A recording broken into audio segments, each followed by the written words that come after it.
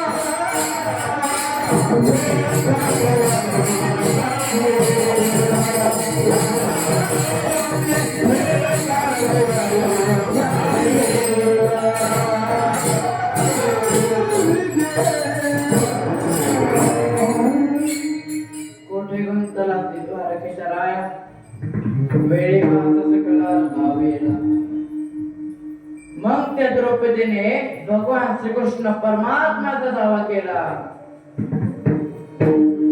भगवान श्रीकृष्ण परमात्मा द्वारकेमध्ये जेवत असताना द्वारकेमध्ये द्रौपदीचे आवाज ऐकले आणि हातातला घास खाली टाकून अति वेगामध्ये निघाले. किती वेगामध्ये निघाले? कबीर महाराज एका ठिकाणी सांगतात, आगे लागत बोले पीछे होती आवाज. तर क्या वेगामध्ये निघाले की बंदुकीची फायरिंग केल्यानंतर गोळी किती वेगात जातो? कोणी खाल्ले नसेल पण माहिती का तुम्हाला? बंदुकीची फायरिंग केल्यानंतर गोळी किती वेगात जाते? एका तासात नाही, 15 मिनिटात नाही, तर त्याच्यापेक्षा लगेच भगवान परमात्मा अति वेगामध्ये निघाले. म्हणून वेगापेक्षा त्या ठिकाणी गरुडाचा सुद्धा वेग कमी पडला. द्वार झाले गरुडा गेले मागे, द्रौपदीच्या लागे नारायणी. भगवान परमात्मा त्या ठिकाणी प्रगट झाले. मनामध्ये विचार केला की आपण जर हिला साडी दिली तर हे दृष्ट दुराचारी तिला साडी नेसून देणार नाही. मग भगवान परमात्मा स्वतः साडी झाले. नेसती लुगडी सवे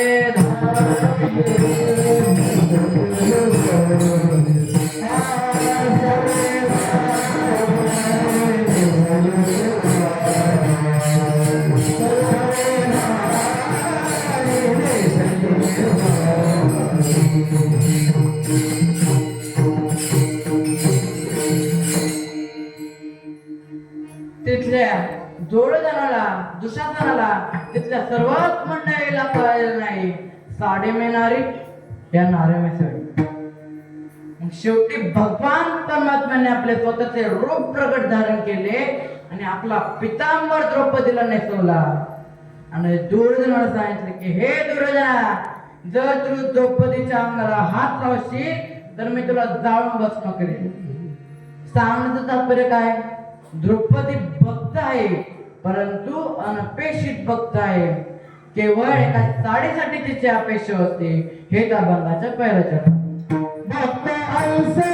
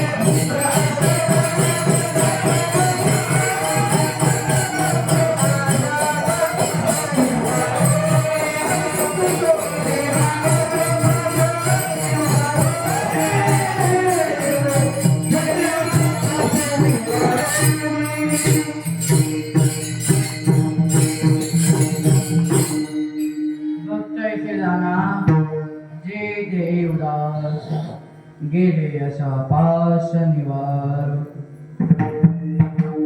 तुम्हाला एक अजून एक दृष्टांत सांगतो. एक वेळ ध्रुव बाळ, माहिती ना सर्वांना, एक वेळ ध्रुव बाळ आपल्या वडिलांच्या मांडीवरती खेळत असताना तिकडून त्याची सावत्र आली आणि म्हणाली, त्याला हाताला दूर ओढून काढले आणि म्हणाली की हे ध्रुव बाळ, ही मांडी तुझी नाही, ही मांडी माझ्या मुलाची. तेव्हा ध्रुव बाळ रडत रडत आईकडे गेले आणि आईला म्हणाले, आई आई, मला सावत्राने वडिलांच्या मांडीवरनं उठवून दिले. तेव्हा त्याची आई म्हणाली त्याला की बा, तू कशाला काळजी करतोस, जा, भगवान पांडुरंग परमात्मा तुला मांडी देतील. मग तेव्हा ध्रुव बाळ म्हणाले की मग मी काय करू? तेव्हा त्याची आई त्याला म्हणाली की तू फक्त एकच कर, भगवंताची तपश्चर्या कर. मग ध्रुव बाळ एका मोठ्या अरण्यामध्ये गेले, जंगलामध्ये गेले आणि फार कडक तपश्चर्या केली, फार कडक. मग भगवान पांडुरंग परमात्मा त्याला प्रसन्न झाले. पांडुरंग परमात्मा पुढे असताना तेव्हा त्या ध्रुव बाळाला काही बोलता येणार, तेव्हा त्या ध्रुव बाळाला काही बोलता येणार. मग देवाकडे वागण्यासाठी थोडंसं ज्ञान लागतं, बुद्धी लागते. समजा तुम्हाला जर देव प्रसन्न झाला, होणार नाही, किती नामस्मरण करा, किती टाळ ठोका, होणार नाही. विठ्ठल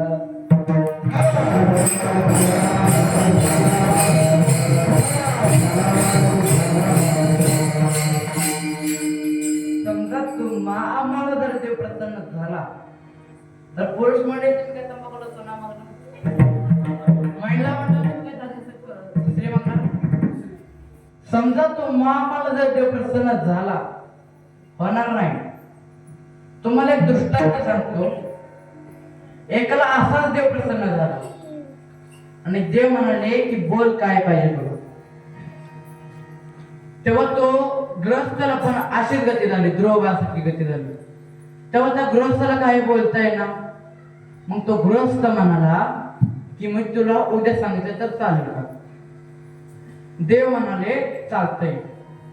पण देवांची एक अट होती. ती अट अशी की मागून मागून किती वर मागायचा? एकच. मागून मागून एकच वर मागायचा. गृहस्थ म्हणाला चालतंय. घरी आला, पत्नीपाशी गेला, पत्नीला म्हणाला की मला देव प्रसन्न झालाय, मी काय मागू? तेव्हा त्याची पत्नी त्याला म्हणाली की कित्येक वर्ष झालं आपल्या लग्नाला होऊन मूल बाळ झालं नाही, मूल मागून बघा. गृहस्थ म्हणाला की मागतो.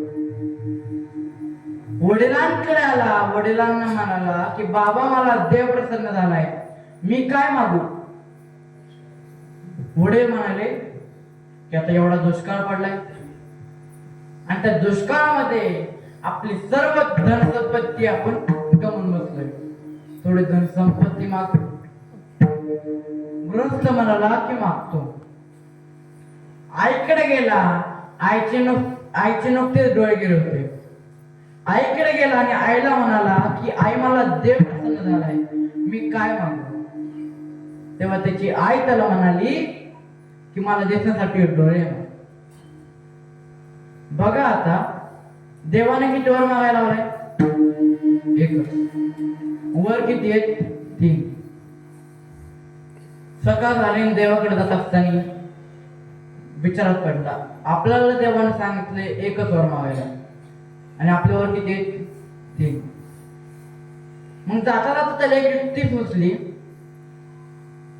देवाकडे पोहोचला आणि देव म्हणाले की बोल काय पाहिजे तुला?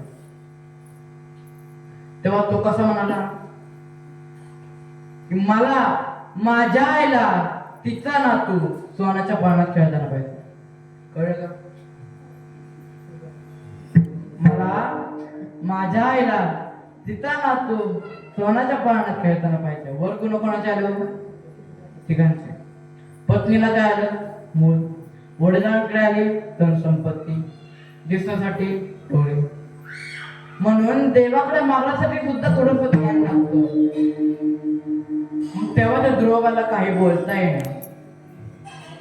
मग भगवान पांडुरंग परमात्म्याने आपल्या उजव्या हातातील कोपला शंख त्याच्या गाली लावला. ओवे बर का कोपला शंख शिवते. भगवान पांडुरंग परमात्म्याने त्याला अडळ पद दिले. अडळ पद दूर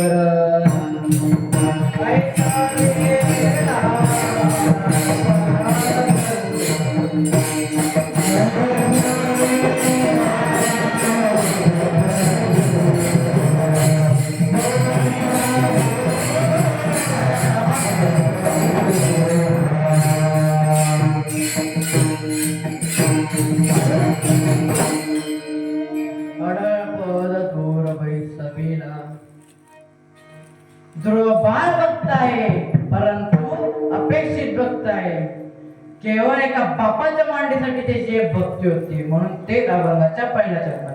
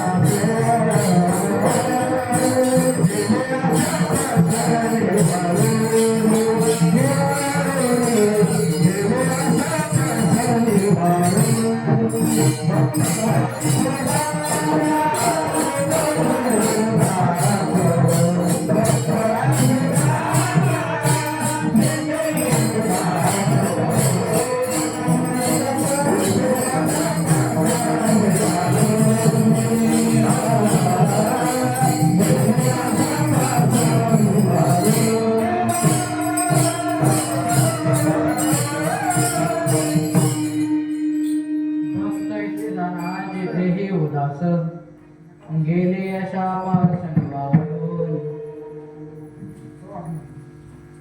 उपमान्य भक्त आहे परंतु अपेक्षित भक्त आहे.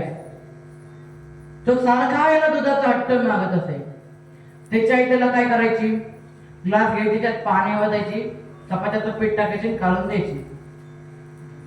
नित्यनेमाने तो दूध प्यायचा आणि शाळेत जायचा. एक वेळेस मोठ्या संगतीत गेल्यानंतर ना म्हणल्यावर काय कमी, तर मोठ्या संगतीतला कुत्र जर असं ना ते नाही का आता थाल गाडी म्हणून निघाली, तसल्या गाड्यामध्ये पाव बिस्किट खात फिरता विठ्ठल.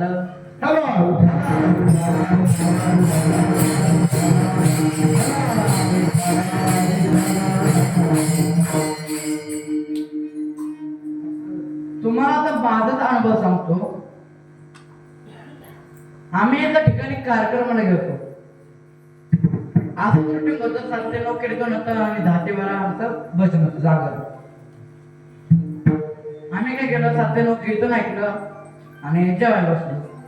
पंक्ती वाढून झाल्या, सगळं अर्ध जेवण झालं आणि तिकडून सरपंचाचं कुत्र. ते म्हणतात ना, आपल्या मुखप्राण जर जेवताना आपल्या समोर आला तर त्याला आपल्या घासातला घास द्यावा लागतो. मग तसंच आमच्या बाबाने केलं. ते कुत्र येऊन डायरेक्ट आमच्या बाबांच्या शेजारी येऊन बसलं आणि बाबाने त्याला आमच्या घासातल्या घास चपाती टाकली.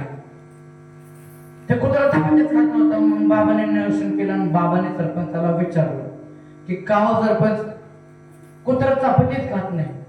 मग तेव्हा ते सरपंच म्हणाले की मला त्या कुत्र्याला गावरान तूप लावून चपाती टाकावी लागते, त्याशिवाय ते खात नाही विठ्ठल.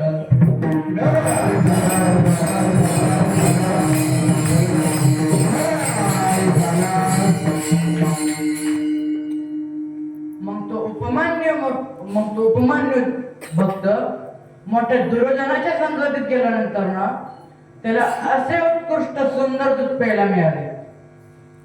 त्याला खरा दुधाची चव कळली. दुसऱ्या दिवशी पण तसंच केलं. ग्लास घेतला, पाणी ओतलं, चपातीचं पीठ टाकलं, काढून दिलं.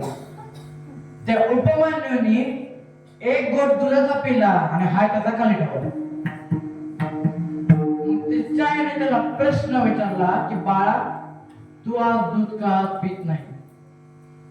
तेव्हा तो उपमान्य म्हणाला की आई हे खरं दूध नाही, आई हे खोटं दूध आहे.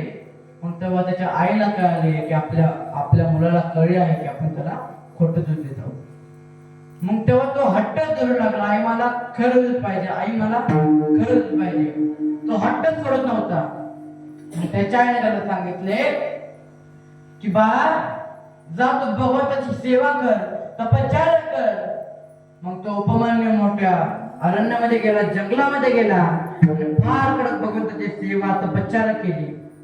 भगवान पांडुरंग परमात्मा त्याला प्रसन्न झाले आणि साक्षात दुधाचा समुद्र दिला, दुधाचा सागर.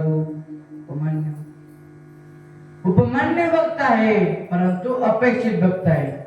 केवळ एका दुधासाठी त्याची अपेक्षा होती म्हणून अपेक्षित भक्त आहे. तेच अभंगाच्या पहिल्या चरणात. भक्ती काज हो हो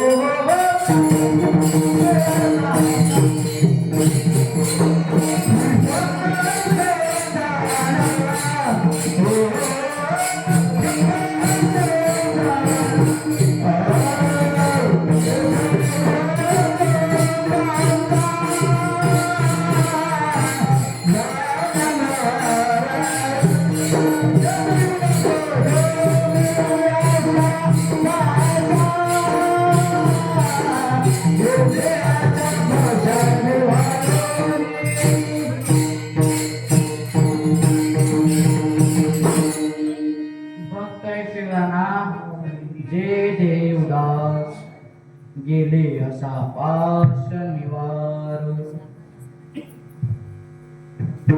त्यांना ज्यांचे जीवन भक्तांचे दाना जे उदास आणि गेले असा पास निवारण, त्यांना कुठल्याच प्रकारची अशा नाही, पास नाही. ज्यांच्या जीवनातून पास ही समूळपणे नष्ट होऊन गेले त्यांना खरं भक्त. माऊली महावैष्णव ज्ञानेश्वरीच्या 12व्या अध्यायात सांगतात की जयाचे ठाई पांडवा, अपेक्षी नाही गिरवा, सुखाची तडवा जयाचे. भक्त कसे असतात तर भक्त देहावरती उदास असतात, त्यांना कशाचीच आशा पास नसते. आता पास किती असतात? पास किती प्रकारचे आहेत? 8 प्रकारचे आहेत. अहम पास, दारा पास, पुत्र पास, स्वजन पास, ग्रह पास, द्रव्य पास आणि आशा पास. तर आशा पास हे शेवटचं पास आहे. तुम्हाला दृष्टांत सांगतो. राका बंका बंका, आई वडील मुलगी हे तिघे रस्त्याने चालले असताना रुक्मिणी माता पांडुरंगाला प्रश्न विचारते की का हो देवा, तुमचे हे किती गरीब भक्त आहे, त्यांना तुम्ही काहीतरी द्या.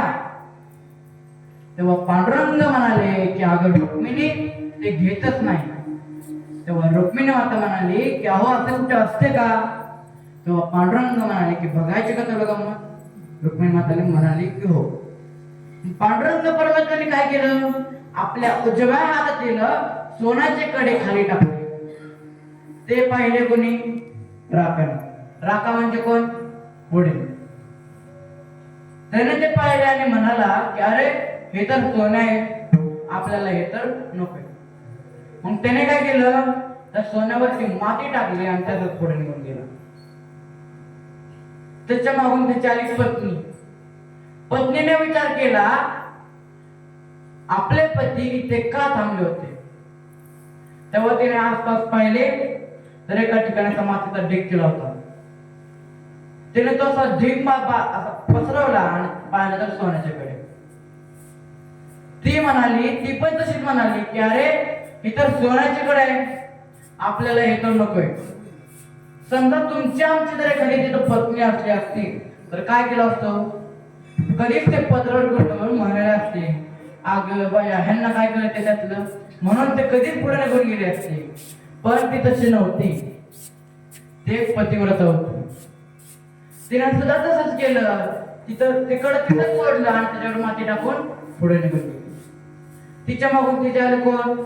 मुलगी. मुलीने मनामध्ये विचार केला की आपले आई बाबा इथे का थांबले होते. तिने आसपास पाहिले तर तिला जरा मातीचा ढीग दिसलेला. तिने त्याची माती पसरवली, पाहिलं तर सोन्याच्या कडे. ती त्या सोन्याच्या कडेकडे पाहून रडू लागली. तिच्या आई बाबांनी मागे वळून पाहिले, अरे इतर आपली मुलगी आहे. तेव्हा तिच्या आई बाबाने तिला प्रश्न विचारला की मुली तू का रडतेस? तेव्हा ती मुलगी म्हणाली की बाबा हे सोनं आहे म्हणून तुम्ही त्याला मातीत समजतात का? सोनरूपी आम्हा मृत्यू के समान.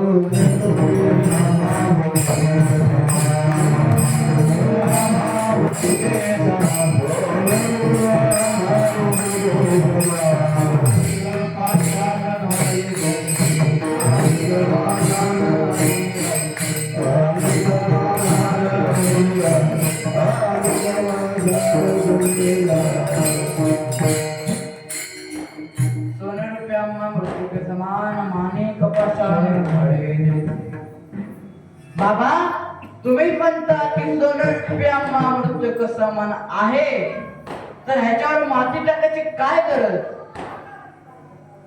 सांगण्याचं तात्पर्य काय? मुलगी अनपेक्षित भक्त, वडील अनपेक्षित भक्त, त्याच्याहून त्याची पत्नी अनपेक्षित भक्त आणि त्याच्याहून त्यांची मुलगी अनपेक्षित भक्त. असे अनपेक्षित भक्त पांडुरंगाला आवडतात. आणि भक्त काय म्हणतात? तर भक्त म्हणतात की आम्हाला धन मुक्ती नको, आम्हाला फक्त तूच पाहिजे. भक्ती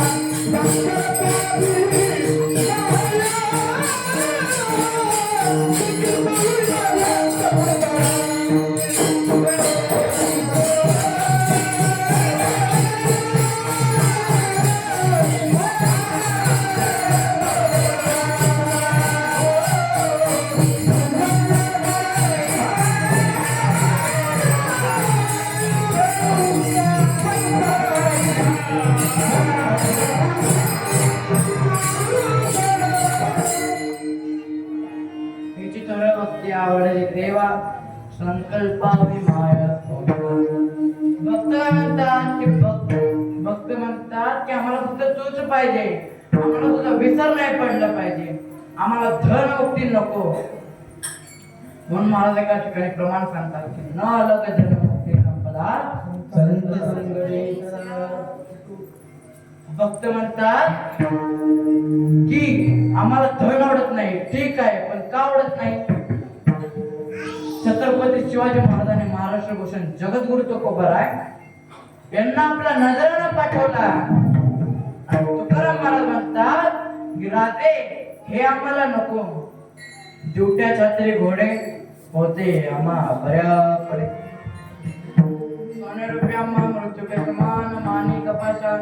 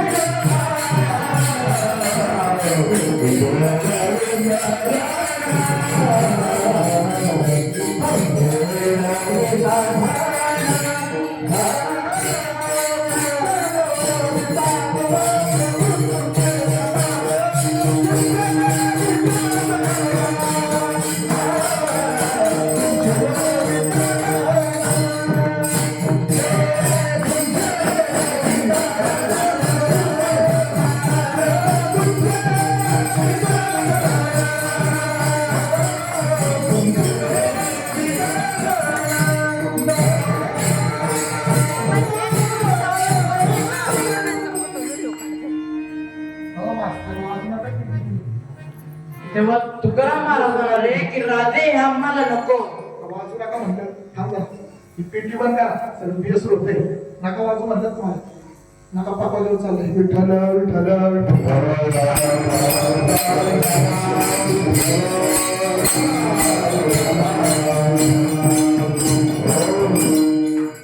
तेव्हा तुकाराम महाराज म्हणाले की राधे हे आम्हाला नको. तेव्हा तुकाराम महाराज म्हणाले आम्हाला तुम्हाला वाटत असेल तर तुम्ही एकच करा, कंठी मिळवा तुळशी.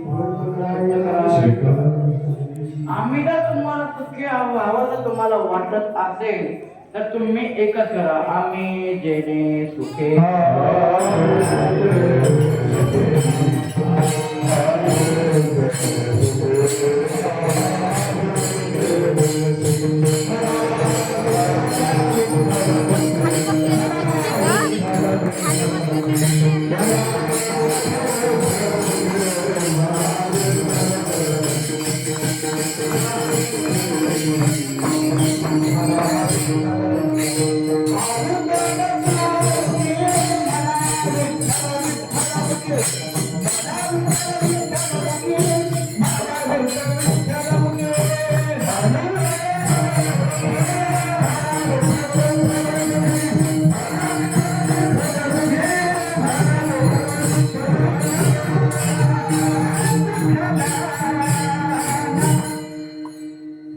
आम्ही जर तुम्हाला चुकी तुम्हाला वाटत असेल तर तुम्ही एकच करा, आम्ही जेणे तुझे म्हणा विठ्ठल विठ्ठल. अशा 5 चरणा नसतात, कारण त्यांच्याविषयी एकच झालेला आहे, तो म्हणजे नारायण. तेच अभंगाच्या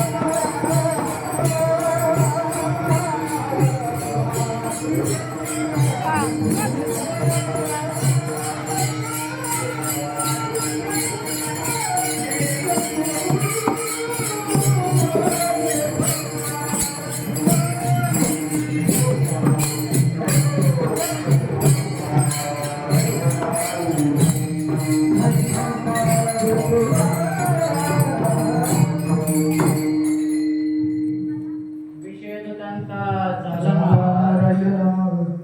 नावडे जनधन माता पिता अशा 5 जण नसतात, कारण त्यांच्याविषयी एकच झालेला आहे, तो म्हणजे नारायण. आम्ही कशाला अशा 5 जण नसतात, कारण त्याच्याविषयी एकच झालेला आहे, तो म्हणजे नारायण. आणि विषय तो त्यांचा झाला नारायण. नावडे जनधन माता पिता. तुकाराम महाराजांना लोक विचारतात की का हो तुकोबाराय, तुम्हाला जन आवडत नाही, धन आवडत नाही, माता पिता आवडत नाही, मग तुमच्यावर जर संकट आलं, निर्वाणीचा प्रसंग आला, तेव्हा तुम्हाला कोण सोडविणार? तेव्हा तुकाराम महाराज सांगतात की माझ्या मागे आणि पुढे सतत उभा आहे. मागे पुढे उभा राहायचा बळीच निर्वाणी गोविंद असे मागे पुढे त्यांच्याविषयी एकच झालेला आहे, तो म्हणजे नारायण. आणि आपल्याला पंचविषय आवडतात. एक एक विषयाने की त्याचा प्राण गेला. पतंग विषयात रूपात गेला, पर्स विषयात हत्ती गेला, आणि रस विषयामध्ये मासा गेला. आमिषाचा मासा घेऊन मासा फुटून या घास मरण पावे. धन पाहिजे गोष्ट खरी आहे, परंतु उत्तम प्रकारचे पाहिजे. आपण जे टेबलाचे भरून घेतो ती असते लक्ष्मी, बरं का? आपण जे टेबलाच्या वरून घेतो ती असते लक्ष्मी, आणि आपण जे टेबलाच्या खालून घेतो तो असतो पैसा. विठ्ठल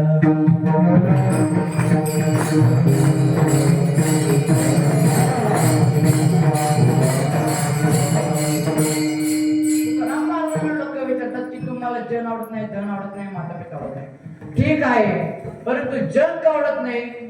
महाराज एका ठिकाणी प्रमाण सांगतात की प्रकाराचे 3. तुका म्हणे केले 3 प्रकारचे जण आहेत म्हणून आवडत नाही. ठीक आहे, पण माता पिता का आवडत नाही? मग तुकाराम महाराज सांगतात की कैकई सारखे जर आई असेल तर रामाला वनवासाला पाठवणार का? अशी आई कोणाला आवडेल? आणि हिरण्यकश्यप सारखा जर पिता असेल तर तो कोणाला आवडेल? म्हणून न आवडेल धन माता. तुमच्यावर जर संकट आलं तर तुम्हाला कोण सोडवणार? म्हणून तुकाराम महाराज ठिकाणी सांगतात की मागे पुढे उभा राहायचा माहीत आले आला ज्ञानेश्वर महाराज ज्ञानेश्वरी म्हणजे सांगतात की पुईक पाठीशी करताना आपण पुढे राहिला तेने पंचजन असे पुढे लावतात. अर्जुनाचे पुढे राहून सांभाळ केला, द्रौपदीच्या मागे राहून सांभाळ केला. अशा अनपेक्षित भक्तावर जर कोणी आघात करत असेल, त्यांच्या सच्चकर्मामध्ये जर कोणी आडवा आला तर त्याची काय गती होईल?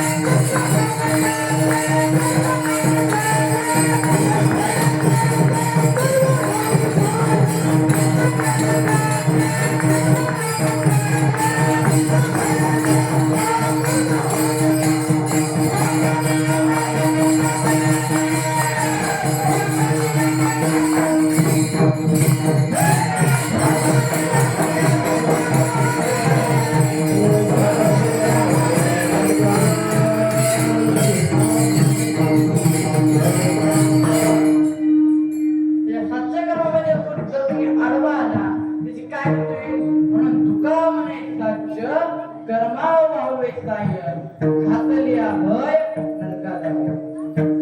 झालेली सेवा पांडुरंगाच्या चरणी, सोपान काकाच्या चरणी, आई वडिलांच्या चरणी, गुरुवर हरिभक्त पारायण गणेशजी महाराज वागले यांच्या चरणी नतमस्तक होतो, समर्पित करतो आणि सोपान काकाच्या चरणी समर्पित करतो आणि सेवेला पूर्ण